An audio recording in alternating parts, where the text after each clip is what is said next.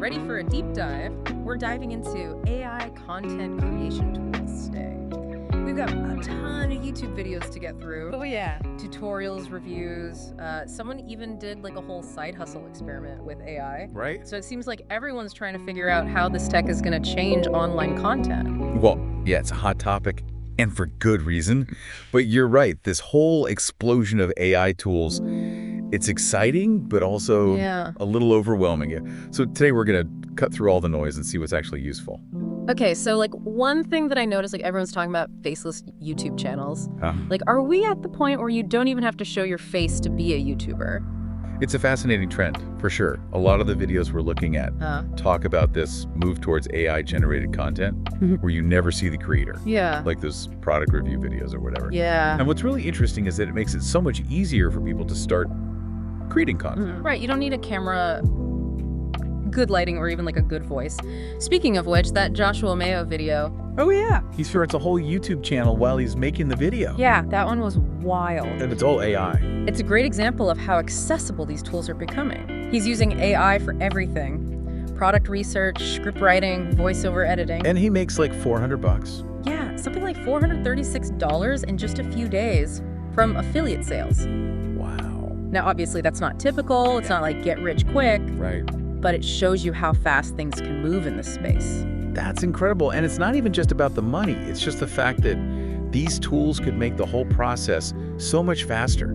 Like that video on insane AI prompts. They were talking about how you can turn a YouTube video into a blog post with a couple clicks. Oh, yeah, the content flywheel. Yeah. That's a really powerful concept. He's like magic. Basically, you take one piece of content, like a video, Right. and then AI can turn it into a blog post, social media posts, even a podcast episode. Wait, a podcast episode? You mean like AI could make a whole podcast episode? Yeah. Remember that CNBC video about Google's new tool, Notebook LM? Oh, yeah? You can take research papers and turn them into these really engaging audio discussions with different voices and everything. It even had those little ums and ahs that make it sound like a real person. Exactly. That whole Notebook LM thing was crazy. It's like having a whole team of AI producers. And that's just one example. This is what's called multimodal AI, which basically means tools that can understand and create different types of media. So not just text or audio, but like... Yeah, all of it. Wow. And that's going to totally change things for accessibility. It's a lot to take in. On one hand, we've got all these tools that can help us create and listen to content in totally new ways. Yeah. But on the other hand, it's kind of scary to think about what it all means. It is a bit daunting, right? It's both exciting and a little scary. And it's important to remember that every new technology has its downsides too. For sure. And speaking of downsides, that video about AI face manipulation was kind of freaky. Yeah. Like, the technology is amazing, but it brings up some serious questions. For sure, especially ethically. Right. Do you remember how they were saying that one of the tools needed like 20 dependencies or something to be installed? 20 dependencies? What does that even mean? It basically means that you need 20 other programs installed on your computer just to make this one tool work. Wow. So I need to be a programmer just to use some of these tools. Yeah, I mean, it can get pretty technical, but a lot of these tools are becoming more user-friendly all the time. Yeah. And that's actually what's so interesting about all of this, how quickly things are changing. Yeah, that's a good point. It's not just for the techies anymore. But even if the tools are getting easier to use, it seems like there's still a learning curve when it comes to making good content with AI. Oh, absolutely. Having the right tools is just the first step. You gotta know how to use them. And that's where AI prompting comes in. Like, did you notice how many of the videos we watched talked about how important it is to write good prompts? Yeah, totally. There was that one video, I think it was the one about the insane AI prompts. Where they showed how even changing like one word in the prompt could totally change the results. It's like learning a new language almost. You're talking to the AI, telling it what you want, and the more specific you are, the better the results will be. So it's not just about like typing in random stuff, you have to actually think about it. Well, you can experiment and see what happens. But if you want to get good results consistently, it's worth learning how to write good prompts. It's like you wouldn't expect to write a novel without knowing any grammar rules, right? Right. It's the same idea. It's about understanding the rules so you can communicate with these tools. That makes sense. So let's say you've got the whole AI prompting thing down. You're creating awesome content. What's next? Well, then it's all about strategy. Remember that video about the Faceless podcast that was making over 10 grand a month? Oh yeah, the one where they used AI to make a whole podcast episode from just a few articles? Yeah, that one. The creator was saying that your niche is super important, especially when you're just starting out. You gotta be focused on who you're talking to, what they need, and how you can give them value. So even with AI, it's still about finding your audience and connecting with them. Exactly. Yeah. AI can help you make the content, but it can't tell you what to say or who to say it to. That's where you come in with your creativity and your understanding of your audience. It's like that saying, if you want to go fast, go alone. If you want to go far, go together. AI can be like your partner that helps you reach more people, but you're still the one in control. Exactly. And that brings us back to having a good content strategy. It's not just about making a bunch of content for no reason. You gotta have a plan, a goal, and know what you want to do. So before you even start using the AI tools, you got to ask yourself, who am I making this for?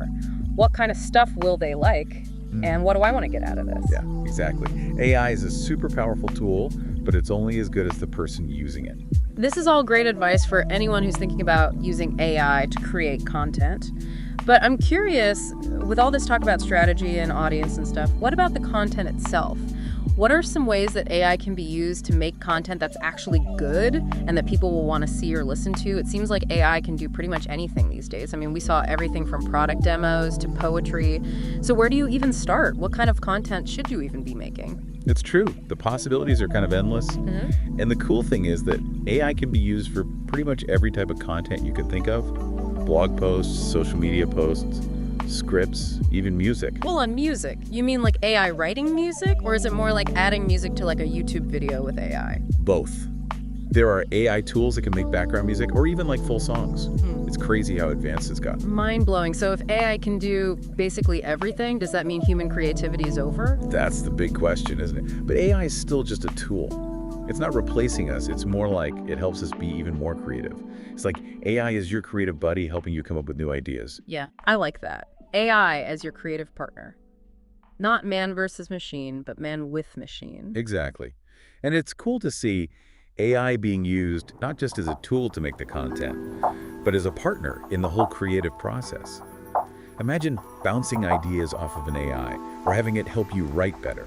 So instead of just making content for you, it's helping you be a better creator. Yeah.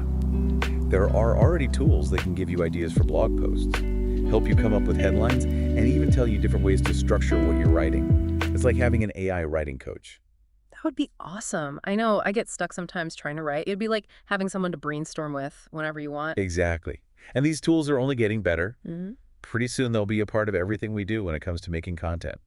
It's a really cool time to be a creator. It really does sound like it. But I gotta admit, it's a little scary too. With all these new tools coming out all the time, it's hard to know where to start. I get it. It can feel overwhelming. Mm. But just be curious and don't be afraid to try things out. Try different tools and see what works for you.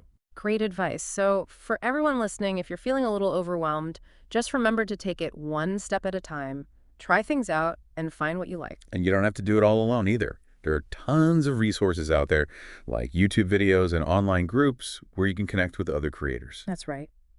Well, this has been an awesome deep dive. We talked about all kinds of stuff from how to use these AI tools to make content to the ethical stuff and what it means for the future of creativity. It's been a great conversation. I hope everyone listening feels inspired and ready to start exploring AI content creation themselves. Me too. Thanks for sharing your knowledge with us today. And to everyone listening, thanks for coming on this journey with us. Until next time, keep learning, keep creating, and keep asking the important questions.